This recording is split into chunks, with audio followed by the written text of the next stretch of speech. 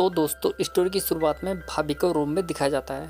वो कुछ सोच रही थी कि तभी हलवाई वाले भैया रूम में आते हैं और उसे बोलते हैं कोई मेरे लिए एक चाय बना देगा क्या। लेकिन भाभी उसकी बात नहीं सुनती, जिसके बाद भैया फिर उसे बोलते हैं कोई मेरे लिए एक कप चाय बना देगा। जब भाभी उसकी बात नहीं सुनती तो वो उसे बोलता है क्या हुआ, क्यों परेशान हो, मैं तुमसे कब से बोले जा रहा हूँ मुझे एक कप चाय बना कर ला दो, लेकिन तुम्हारा तो पता नहीं ध्यान ही यहाँ नहीं है। आपको पता भी है गांव में क्या चल रहा है। तब वो बोलता है बताओ क्या, मुझे तो कुछ नहीं पता। भाभी बोलती है पता है कल जो लड़की हमारे घर पर आई उसने इतने बड़े कांड किए हैं, उसने हमसे झूठ बोला। वो बता रही थी कि लोगों के वेबसाइट पर बुक लिख रही है, लेकिन वो तो काम शास्त्र पर बुक लिख रही है। तब उसके पति को समझ नहीं आता। फिर भाभी बोलती है पता है जब वो कल हमारे घर पर रुकी थी तो उसने हमें भी कुछ करते हुए देखा होगा और उसे ही वो अपनी बुक में लिखती है, उसे ही कामशास्त्र बोलते हैं। इसके बाद तो मिठाई वाले की सटक जाती है। वो बोलता है तुम टेंशन ना लो, अब देखो मैं क्या करता हूँ। उस कामशास्त्र लिखने वाली को भी अकल ठिकाने लगाता हूँ और उस दूधिया को भी। इसके बाद बिल्लू जुगनू को लेकर सीधा हरिया के पास पहुंच जाता है और उस पर तकड़ी सी डांट लगाता है। वो बोलता है अबे हरिया के बच्चे, तूने इतनी बड़ी बात हमसे छुपाई। तब हरिया बोलता है भैया मैंने तो आपसे कोई बात नहीं छुपाई। हलवाई बोलता है तुझे पता है मेरी बीवी ने तुम दोनों की पत्नियों को बात करते सुना था।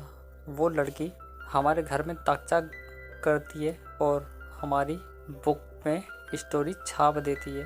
तब हरिया बोलता है भैया मैंने तो अपने चुप रहने के लिए पैसे लिए थे, तुम अपना जानो। जिसके बाद शायद हलवाई अब काव्या की खाट खड़ी करने वाला था। इसके बाद बिल्लू सीधा पहुंच जाता है रितेश और काव्या के पास में। वो काव्या से बोलता है क्या बात है, तुमने तो गांव में तहलका मचा रखा है। पता है एक महर्षि थे जिन्होंने बुक लिखी, लेकिन तुमने तो कामशास्त्र के ऊपर ही सब कुछ लिख मारा। ये सुनकर तो वो दोनों चौंक जाते हैं। तब काव्या बोलती है इसमें रितेश की कोई गलती नहीं है, मेरी गलती है, तुम बताओ मुझे क्या करना होगा। तब जुगनू बोलता है अब तुम्हें ऐसी सज़ा मिलेगी जिसका तुमने कभी सोचा भी नहीं था। काव्या बोलती है मैं तुम्हें इतने पैसे दे दूंगी, अच्छा तुम मुझे ये बताओ तुम्हें कितना पैसा चाहिए। तब वो दोनों बोलते हैं हम हरिया की तरह बेवकूफ़ नहीं है जो तुम हमारे मुंह में पैसे ठूसोगी और हम मान जाएंगे। हमें तुमने इतना बड़ा कांड किया कि हमें हमारी पत्नी के साथ काम करते हुए देख लिया, तो अब हम ये चाहते हैं कि जो काम हम अब अपनी पत्नी के साथ करते हैं वो तुम्हारे साथ करें और तुम उन्हें मोटे मोटे अक्षरों में अपनी किताब में लिखो। ये सुनकर तो दोनों हैरान हो जाते हैं, उन्हें समझ नहीं आ रहा था कि वो क्या करे।